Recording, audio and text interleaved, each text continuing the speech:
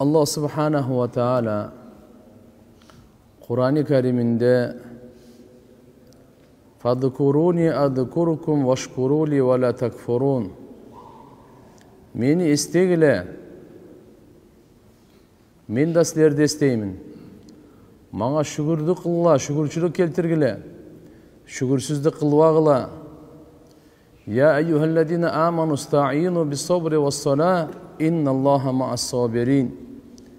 Ey iman keltirgenler, sizler jardam suragla menen, sabırdуулuk jana namaz menen, şek күмөнсүз Allah sabır kılıçlar menen birge. وَلَا تَقُولُ فِي سَبِيلِ اللّٰهِ أَمْوَاتًا بَلْ أَحْيَاءُ وَلَكِنْ لَا تَشْعُرُونَ. Jana sizler Allah'ın yolunda öldürülgöndөрдü sizler ölük dep aytpagıla. Алар тирүүлөр. Бирок силер аны сезбейсиңер, билбейсиңер. Бүгүнкү күнү бүткүл ааламда коогалаң, тополоң, келишпестик, кыяматтын жакын белгилери, кан төгүүлөр, бузукулар.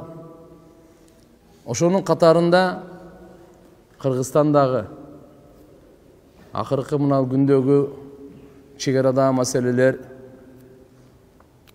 адамды ойлонтура койбойт. Бирок өкүнүчтүүсү мусулманга кол көтөрүүсү. Курандан, хадистен карай турган болсок, бул өтө чоң зулумдук.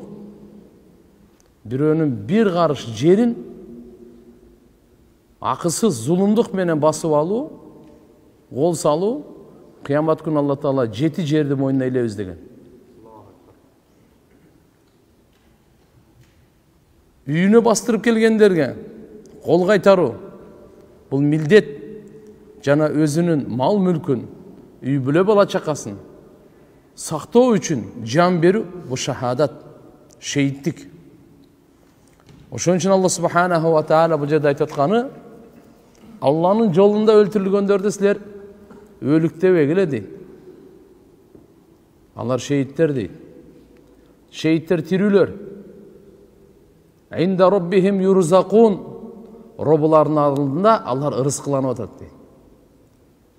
Ошондуктан бүгүнкү күнү канча курмандык болду, жаштарыбыз өзгөчө.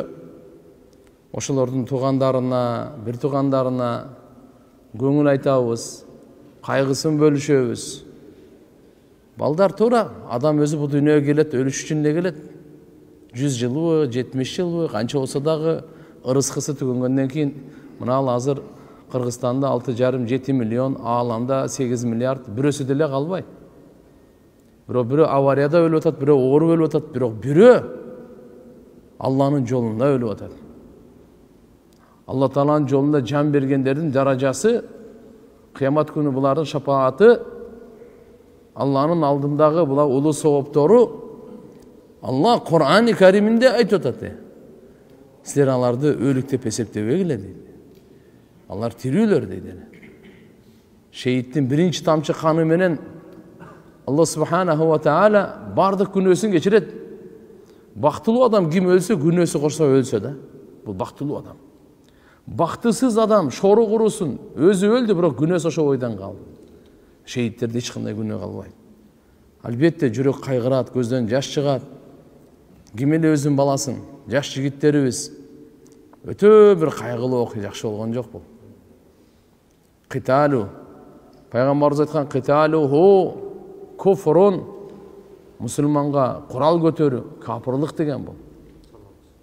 Мусулмандын каны адал деп эсептеген, бул нак капырлык бул. Тугандар, баарыбыз Аллага жүздөнөлү, дуа кылайлы. Бирок бул дүйнөдөгү мына кайгы кырсык бар го, ахиреттин алдында, кайгы кырсыктын алдында кыпын эле экен да бул. Ахиреттин алдындагы кайгы кырсык, тугандар, бул түгөнгүс дозоктун азабы дейт. Ким мусулманды атайлап өлтүргөн болсо, түбөлүктүү дозокто калат деп Куранда айтып койгон.